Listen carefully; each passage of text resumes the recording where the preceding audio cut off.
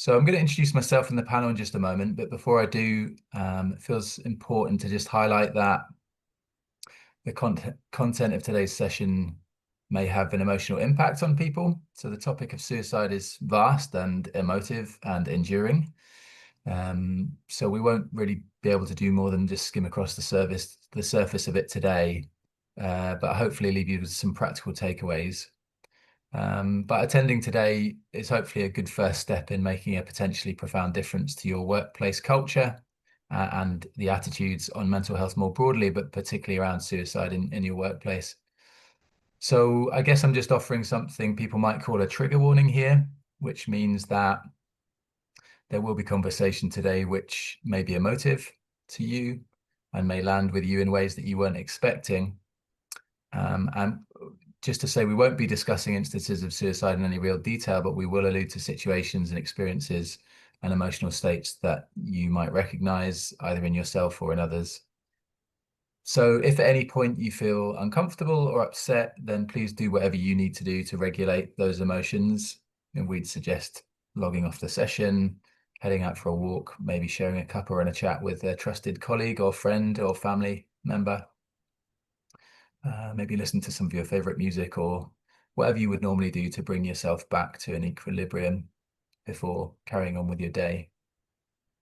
So what we're really saying is look after yourself in the next 45 minutes and for the rest of the day as you reflect on what you've heard.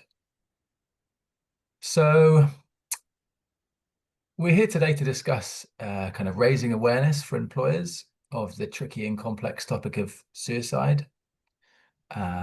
So to do that today, I'll be in discussion with two colleagues, Stephen and Rima, who are both highly experienced in the world of suicide education and prevention. So Rima, would you like to introduce yourself and your interest and expertise in the topic? Okay. So hi everyone. My name is Rima Al-Khalidi. I have been employed by Lifelink now for 18 years. I started off at Lifelink as a crisis intervention worker for people at risk of suicide and/or self-harm. So I worked extensively on a one-to-one basis supporting vulnerable individuals who were having suicidal thoughts or engaging in suicidal behaviour as well as self-harm.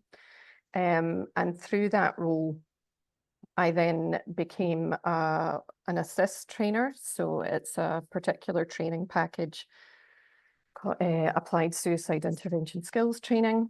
So I became a trainer for that, delivering suicide first aid training within Greater Glasgow. And I've been a trainer for the past 17 years. So I'm very proactive in suicide prevention and education about it. I also became a counsellor 13 years ago, I think 12, 13 years ago now.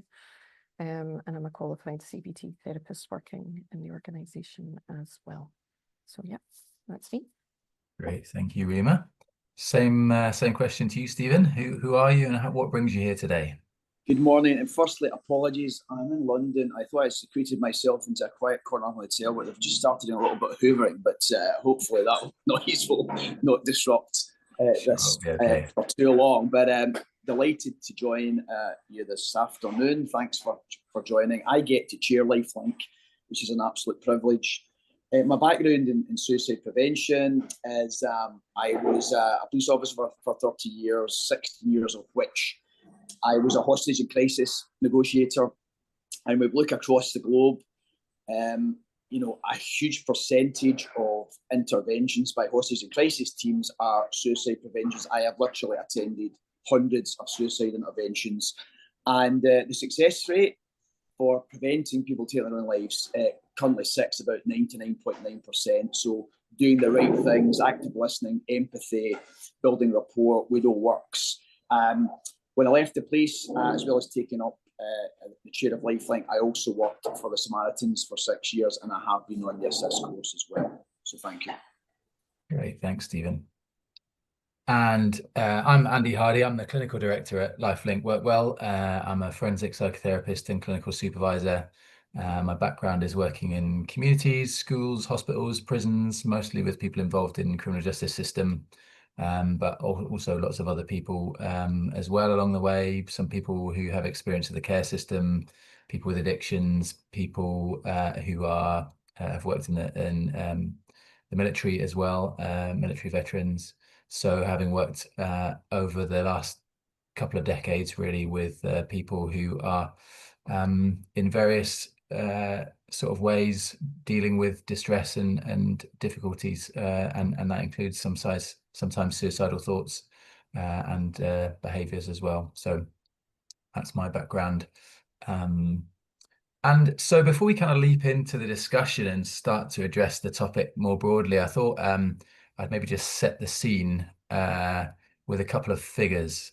So I don't know if these will be familiar figures to you, but they're from the UK government statistics, and there's a couple in there from the Samaritans as well, who Stephen's mentioned, and we'll probably allude to some other things that the Samaritans have, because they have an incredible resource in their website that would be really worth people checking in with if they haven't already. So this is just to kind of set the scene, a bit of context. So across England, Wales and Scotland, there are almost 7,000 suicides a year, which is currently increasing year on year. And actually, this is only the number that are reported as suicides. So the number is quite likely to be higher than that. So around 7,000 a year in the UK. Males are around 3 times more likely to die by suicide than females. Suicide rates of people in the 20% most deprived communities in the UK are almost double as likely to die by suicide than the most affluent 20% of the UK's population. The highest rates of suicide in the UK are in Scotland and the northwest and northeast of England as well. And some of the lowest rates are in London, interestingly. And finally, the age range where the most suicides consistently occur is males, as we've said, between the ages of 45 and 55, followed quite closely by 25 to 35 or 40. So actually the number of younger men is catching up with more middle-aged men. Yeah, so those numbers, I hope they kind of set a bit of a scene for people. And I guess it's just something that's worth highlighting, that it's not something that's very far away from us all. It's an issue that is prevalent in the UK and it needs to be thought about, and it may well be something that people have come across. It's not some alien thing that happens way over there to other people. It's something that we might recognize. But I wonder if I could start, Rima, with you, just by asking you something about, or to say something about the language we use around suicide at the moment. So I reckon people might be familiar with the kind of common parlance of describing suicide as something that somebody has committed suicide. What would be the way we would kind of use language these days to describe suicide? Because I think that's an important place to start. Yeah, I think with older language, we used to say that someone committed suicide, but it alludes to suicide being classed as a criminal act many years ago. Thankfully, it is not that now. So we want to kind of move away from that kind of stigmatizing language and use, well, when I deliver assist training, we talk about using language such as someone died by suicide. They also say you can say someone suicided, but we usually say died by suicide as opposed to committed suicide. There's even some controversy about using language around completed suicide as well, with some saying that actually it's just better to say that someone died by suicide, but definitely moving away from that kind of stigmatizing language where we associate, the word commit with committing a crime. Or Yeah, something. and there might be some religious connotation in there as well, I suppose, because yeah, absolutely, it was or is considered in some aspects to be a sinful act. It was, yeah, certainly. And when I've worked with clients previously, for example, if it's someone from a very devout Catholic background, there was the real fear that people wouldn't be buried in hallowed ground, or certainly in Islamic culture as well, suicide is considered unacceptable as well. So just being kind of really sensitive to the language that we use around when we talk about suicide, to make it less stigmatizing, and just having a more open and honest approach to it and normalizing it. Because I think I think it's estimated that 1 in 10 people will experience thoughts of suicide at some point in their lifetime. So that's a really large number of people. So, you know, and certainly when I deliver assist training, we do a part in the workshop where we get to know people in the room, and people will share their own personal experiences of suicide. And I don't think I've done a workshop where someone hasn't experienced thoughts at some point. So it's recognizing it's not just out there, but actually everyone can be at risk of having those thoughts at some point. Yeah, that's really helpful to hear, isn't it? And I think, you know, Stephen and I were talking a bit earlier on about some of the myths that there might be around suicide, and you know, the thought that, you know, suicide only happens to people who are mentally unwell, or you know, in some sort of you know, deep crisis situation. Might not be the only people out there who are feeling that way. There might be people who are sort of you know, living, you know, dealing with more what we might describe as normal difficulties in their life, but actually those thoughts do emerge and start to come into their mind. Yeah, absolutely. I think we can often associate suicide with a particular population group, so people who have significant mental health issues, you know, who are involved in psychiatric services and things like that. But actually, there's a large proportion of individuals that will experience thoughts of suicide who don't fall into any of those categories, or who don't meet the diagnostic criteria for having particular mental health issues. And it can be multiple different factors. It's quite a complex thing. It's a very individual process.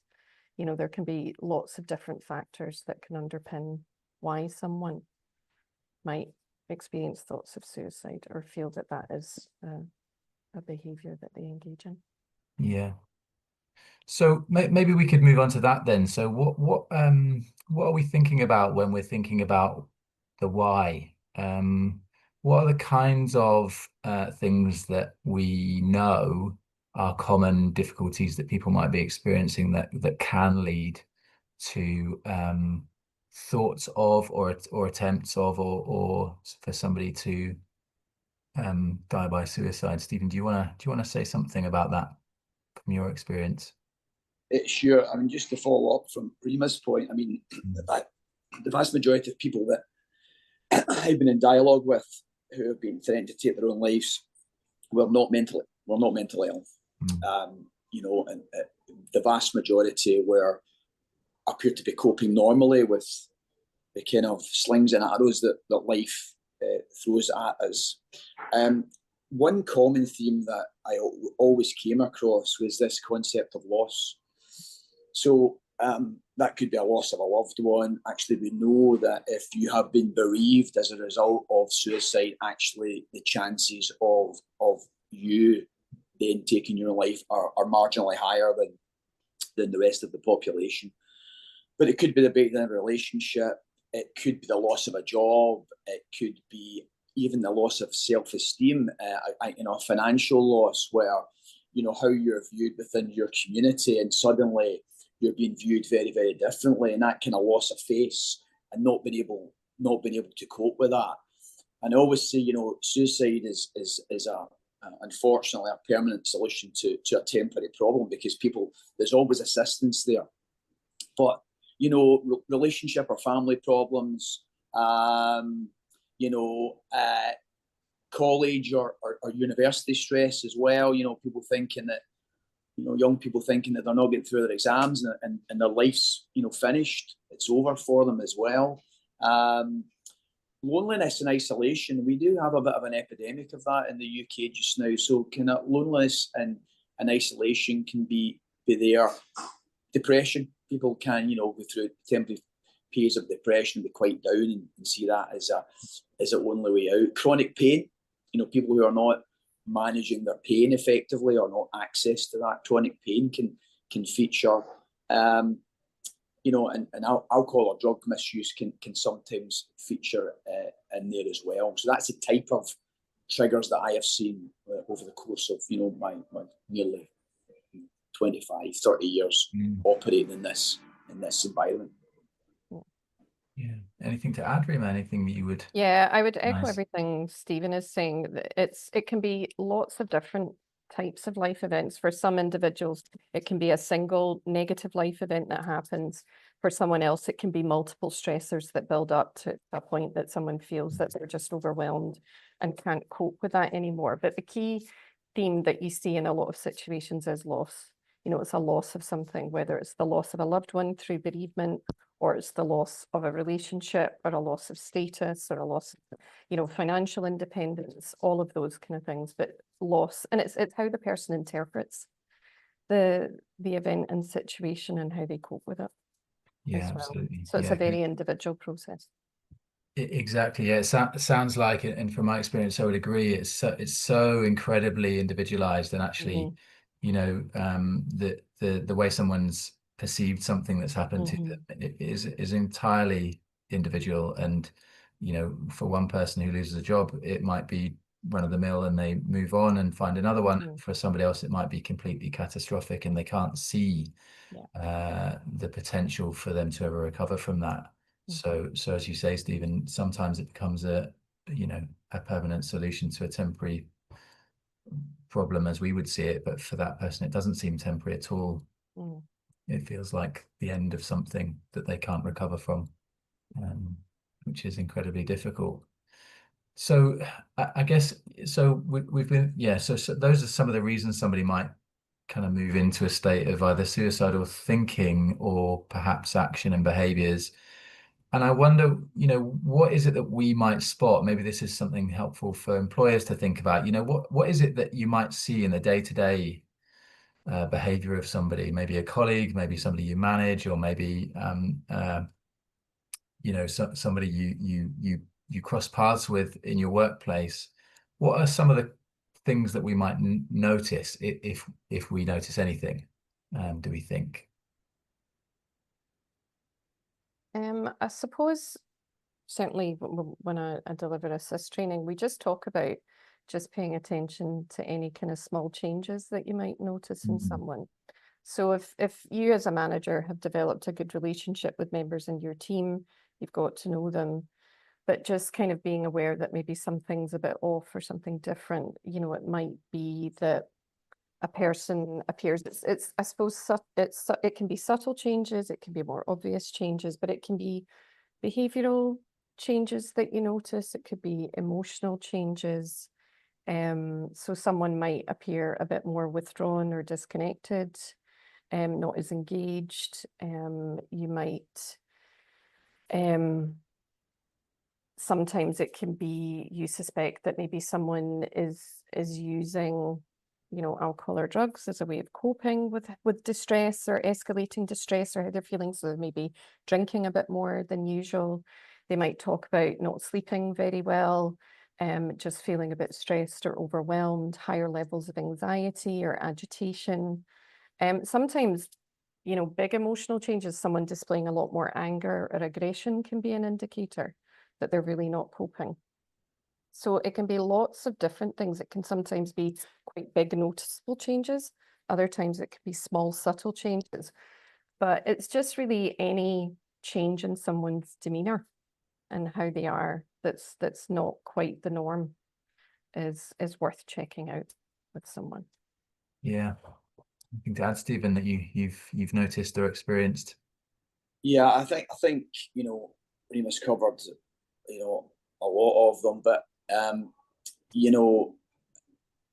kind of self-loathing, being really hard on themselves as well, that kind of negative self-talk about, things don't work out for me, this always happens to me, I never really catch a break. That kind of withdrawing from others. Sometimes more obvious ones about, actually talking about ending their own life, actively looking at the means of doing so as well, being quite preoccupied by death can be more obvious. getting their affairs in order, you know, kind of trying to sort things out, saying goodbye occasionally. But and Rima's really like, what we're really good at as human beings is picking up on changes in behaviour in others. We're not necessarily that good at acting on it, but we're very good at picking up on changes in behaviour. It's a kind of it's an instinct. It's self-preservation. But what you sometimes find is when people have been through a period of difficulty and they are manifesting some of these triggers, a sudden sense of calm. I've seen that quite a lot when the individual has made that final decision that there's this, and they put their affairs in order, and there's just this sense of calm that they are going to take that final act.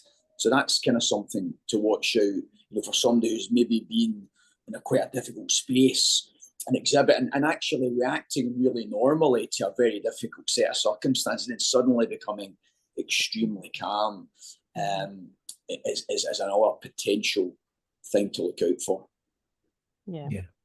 I would agree. Sometimes the language someone is using as well, so paying attention to that kind of, as Stephen said, that really kind of negative self-talk, but also kind of hopeless language, like people saying, I just can't see things getting better, I don't see an end to this. But also I've had a lot of clients I've worked with who talk about feeling like a burden to others, which is a real key thing to listen out for. But yeah, the sense of calm that can happen, I've had with clients I've worked with where I've been supporting them through significant difficulty and turmoil and distress, and then all of a sudden everything is okay. And that's a big warning sign for me that something's absolutely not okay. And it's you need to check and dig with that. But affairs in order as well. I've had clients that I've worked with in the past who have putting a plan in place to pay off debt, so it's done by a certain point, so they don't leave that for their family to deal with, you know, putting funeral arrangements in order, insurance policies so that their family will get money after they die. So all of these kind of things, but ones that also stand out are people who write letters, so goodbye letters or things like that, even if they haven't given them out. The fact that they've gone through the process of thinking that through and writing goodbye letters is also a really big indicator that someone could act. So there's a lot in there about, you know, with people who we might not necessarily notice much in the way, you know, they might not come into work and say, I've written these letters. They might not say, I've bought this insurance policy. But, you know, Stephen, your point is that actually we're really good at noticing quite subtle and small changes sometimes. So, you know, I guess what that leads me to is a question about what if we notice? What is a useful thing to do as a colleague or manager or somebody who manages people in an organization when you're not sure, when you notice something and it might be quite subtle, it might be more significant? Because one of the kind of myths that we mentioned earlier before we started this webinar, when we were thinking about what's helpful for people to kind of hear, is I think it comes from some of the taboo we talked about earlier, and it's an idea that if I mention suicide, I might be more likely to make it happen for that other person. So if I hear somebody talking this way, or if I notice these subtle changes and I say, are you thinking about suicide? Then it might make it more likely for that person. And that's a myth that we need to sort of just be really clear about now. The evidence suggests that actually people who are able to talk about their suicidal thoughts or feelings are probably, you know, you're reducing the risk for them, because there's often in the research and the evidence, it suggests that people have a sense of relief about having been able to discuss what they're feeling and not feel quite so alone with it. And so I guess, yeah, the question is, what is a useful intervention for somebody? What does it look like, sound like? How do we, you know, how do we do that and keep ourselves safe, and obviously the person who we're talking to, who we suspect might be thinking about acting on suicidal thoughts? Any thoughts on that? So one of the things I call it an ABC, which is assess behavioural change. So my earlier point about people being very good at picking up changes in other people's behaviour, but just probably take a little bit of a step back. Somebody might just be having a bad day. It might be quite normal for them, but if you're starting to find that there are, fairly significant changes in somebody's behaviour, then it is worth having that conversation with them about asking them how they are. Now, on a lot of occasions, people will invariably say that they're okay, but be persistent. Don't just have that one-off conversation, because actually it's probably in the second or third time that you go back to that individual and ask them if they're really okay, that they might start to open up to you. And actually, invariably, when they start to open up to you, the big issue is not the one they're going to come out with right away. It'll be something else. So there needs to be a level of persistence in terms of asking those questions and not just walking away if you have some concerns for somebody. A lot of this you have to do with your teams beforehand. That's about building that rapport. So it wouldn't be unusual for you as a line manager or as a colleague to ask how your colleague, your friend is. I always say it's like the barroom conversation with a close friend. If you're standing and having a conversation with a close friend and ask them how they are, you can tell if they're not okay. So you would persist that. So actually trying to build that with your team, so that suddenly, if you're asking somebody if they're okay, it's not the first time you had that general conversation, building that into your day. I used to do that a lot at work. We would break off in the morning at 10 o'clock when we'd got our day started, and we would go around the coffee or tea point, and you would just have a general conversation. You couldn't have it about work. It would be about your family, what you were doing at the weekend, and you got to know people, and you got to know what they were passionate about, and then you could pick up if they weren't talking about that particular subject. You think there's a bit of a change here. And at that point, you could ask them if they're okay. And it wouldn't be the first time you were asking it, because you just built that into your day. It's also really important, I think, the point you made earlier on, and we all have different perspectives in life. And so maybe the loss of a job or whatever. And, and I've delivered countless death messages in my time as a police officer, and people react very differently to that news. So not that you maybe what you would expect, but so be very clear, not to put your views and your values into that. You kind of have to validate the other person's feelings. If the loss of that job or the loss of a relationship is really, really important to them, but to you, it's like, you'll get another job, there's plenty more efficient, all that kind of, you have to be able to validate that individual as well.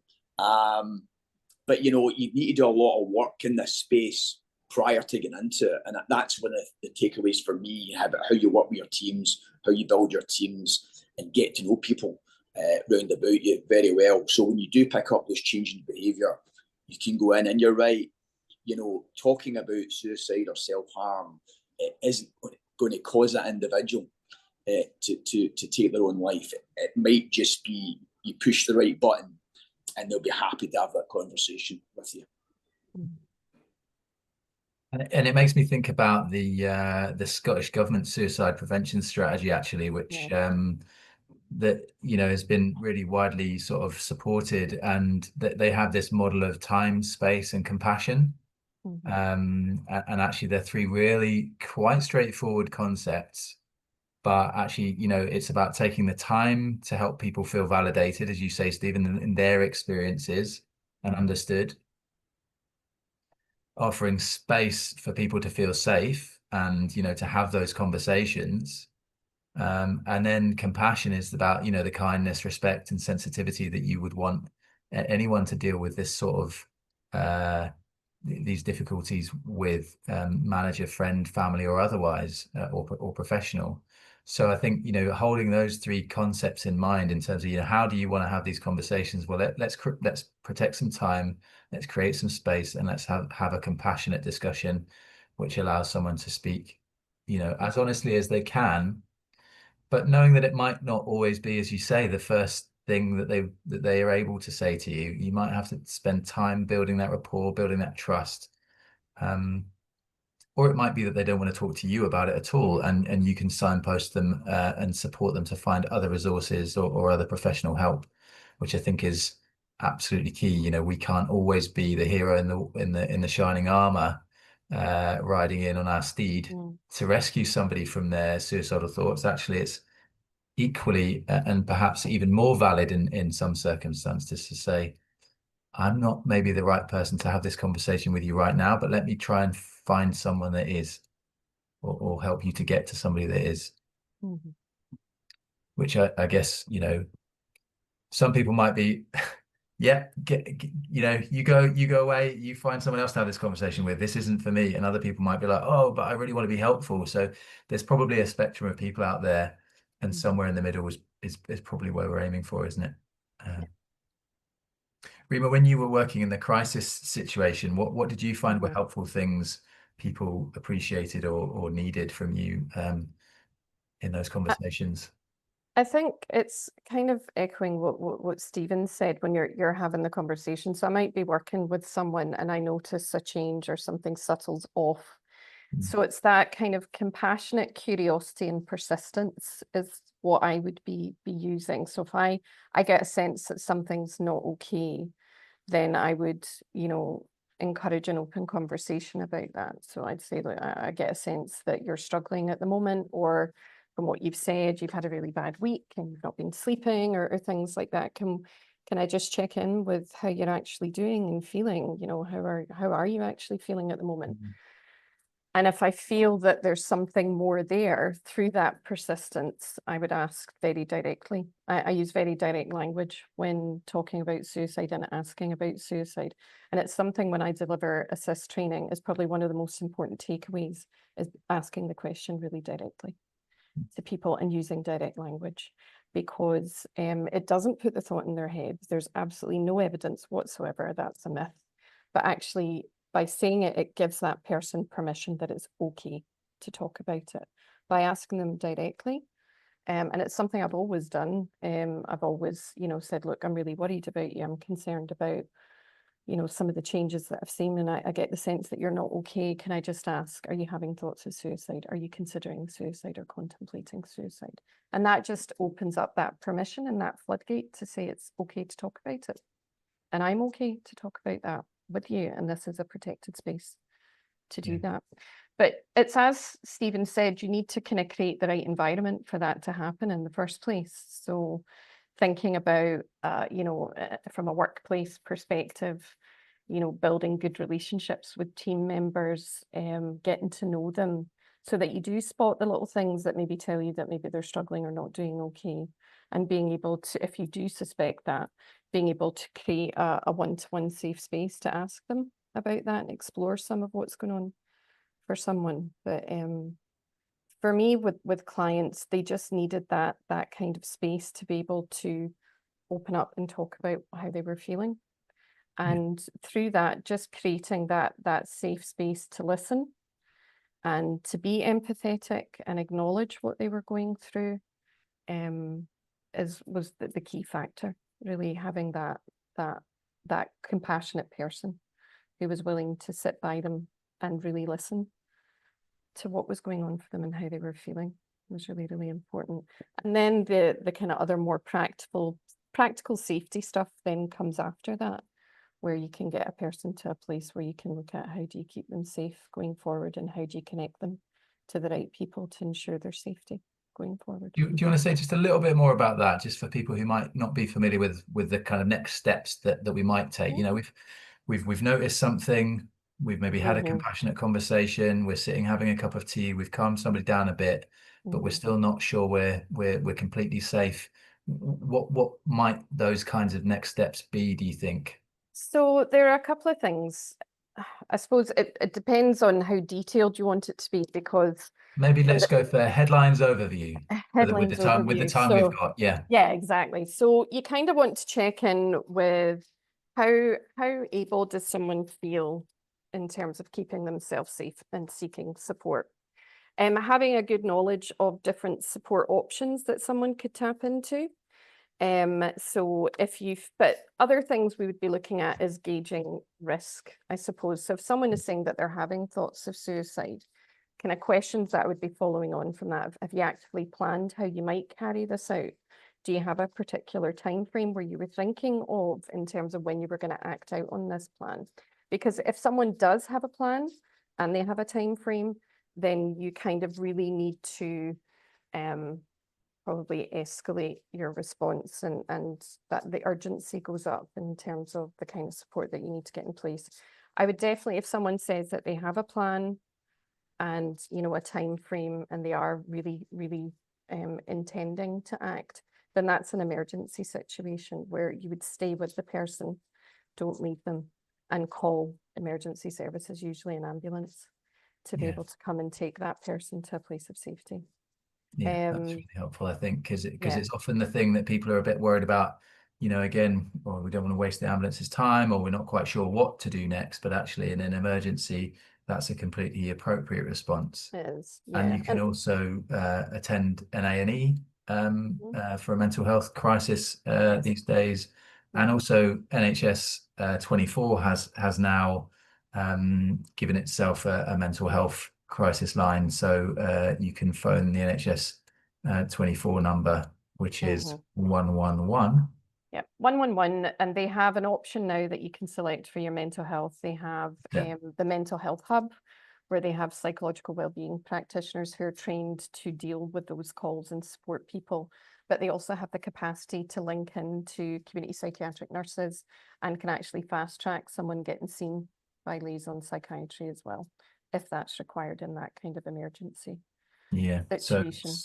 So that's a really helpful sort of practical thing you can do to support somebody, is maybe stay with them while they're on the phone to NHS 24 or something, and then support them to get the next stage of support.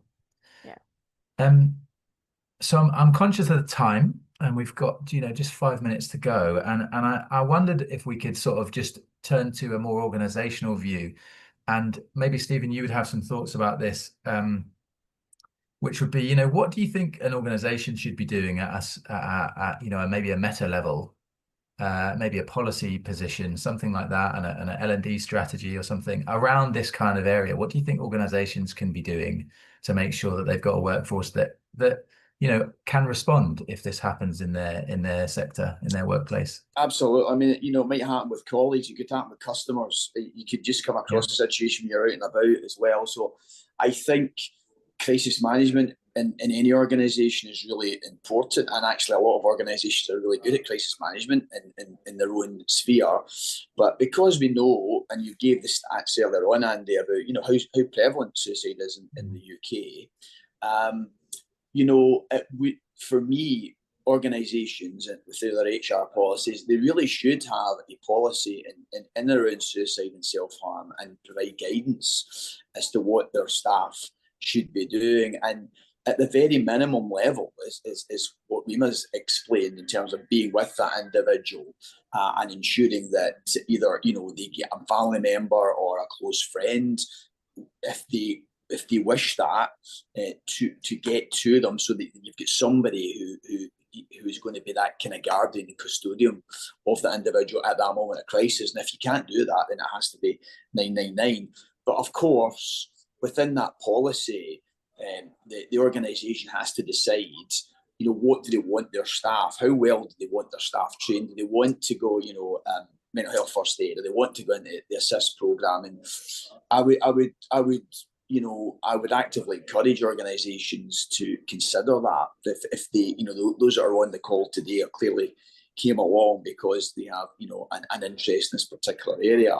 But if you're, you know, you really need to think about what do you need for your organisation, and I think you really have to have a very clear policy to guide your staff. And if you've risk assessed it, then you need to consider, what do I do to mitigate that risk? And some training, such as in mental health first aid or assist, would be something that I would certainly consider for organisations as well. Yeah. Anything you'd add, Rima?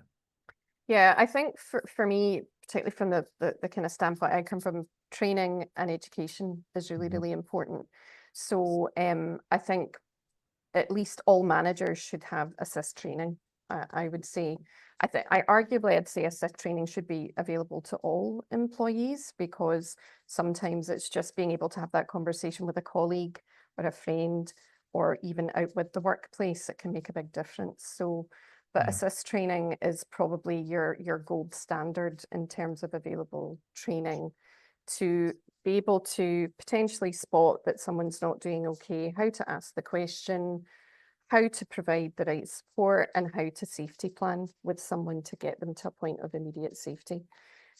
So that's suicide first aid and how to deal with that kind of situation. So yeah, for me, education and training is key. And a program like Assist, it's a 2-day training course that provides a framework for how you do that, and it's evidence-based, heavily researched, and it's a valid model that we use in Lifelink day-to-day work with clients, and it's highly effective. There are other workshops that can be done that are slightly lower level, like Safe Talk's a good one. It's a half-day one, just about raising awareness and understanding and being able to just ask the question and then get someone to maybe an assist trained person or someone who's got a higher level of training that can assist them. But also Scottish Mental Health First Aid Training is a really good program that just provides an overview of general mental health. Yeah. And it does introduce the topic of suicide within the training. But I would say Assist is your most advanced one that gives you the full kind of package about how to manage that situation in the moment. Great. Thanks, Rima. And I think, you know, for people on the call who, are obviously interested, but probably have stretched HR budgets and L&D budgets, you know, I guess it's worth saying it's a real investment in a cultural way, but also in a practical way, because, you know, how many L&D programs can say that they can save a life, and, you know, it may not be needed every day of the week, but when it's needed, it could have that profound effect for somebody, to be able to have a conversation with someone who's really confident and able to respond appropriately. So that's great. And I guess we're right up against time here, but I wanted to just bring in one question that's been asked, which is, if there has been a suicide at work, what can we do to support colleagues? So this is an organization that I guess has had an experience where a colleague has died by suicide, and they're wondering what to do to support colleagues. Could we just turn our attention to that for the last couple of minutes and make some suggestions for them? Mm-hmm. I think it's really important not to brush it under the carpet, and to be able to have an open conversation about that, and to provide a safe and supportive space for staff to be able to talk about how that's impacted them, I think is incredibly important. Because suicide doesn't just affect a really close person. So it does obviously affect a person's family when someone dies by suicide, but it's this ripple effect in this massive pond. It has an impact on all the people that were connected to that individual in different capacities. And it's really, really important to provide a supportive space to talk about it and reflect and express feelings around that, I think is incredibly important. And it might be worth sort of investing in bringing a facilitator in, or a therapist who's trained in working with in and around suicide bereavement, and has some specialist knowledge in that area, to allow that group to feel like they're being held and contained in those emotions, which can be quite intense in different ways. I would echo that, Andy. I think it is important to acknowledge it. Actually, Samaritans do a postvention, they call it an intervention on if an organisation has suffered a bereavement through suicide. They will provide some advice and support around about how you manage that, and I think it's certainly worthwhile. If that sad event was to happen within your organisation, is get right away, contact somebody right away that can offer you specific advice as to how you deal with the immediate aftermath, but also how you deal with any subsequent anniversaries. Yeah, absolutely. Okay, unfortunately, we have come to the end. Time has run away with us. I'm sure we could have spent longer, but what we want to sort of invite from anybody that's on the call is to reach out to the team, and well, the team will be in touch with you to sort of seek your feedback and thoughts on the content of today and any questions you might have. So hopefully there's been some practical takeaways, but also some information that has helped you to think about how you might respond to or think about suicide in your workplace and in your sector. And we hope that it's made a difference in that way, so that you can take something into your organization and hopefully reduce the risk and increase the support that people have if they do come into this difficult place. So thank you very much for your time, and we'll say goodbye for now, and hope to see you again at one of our future events. Thank you. Bye-bye. Thanks. Bye.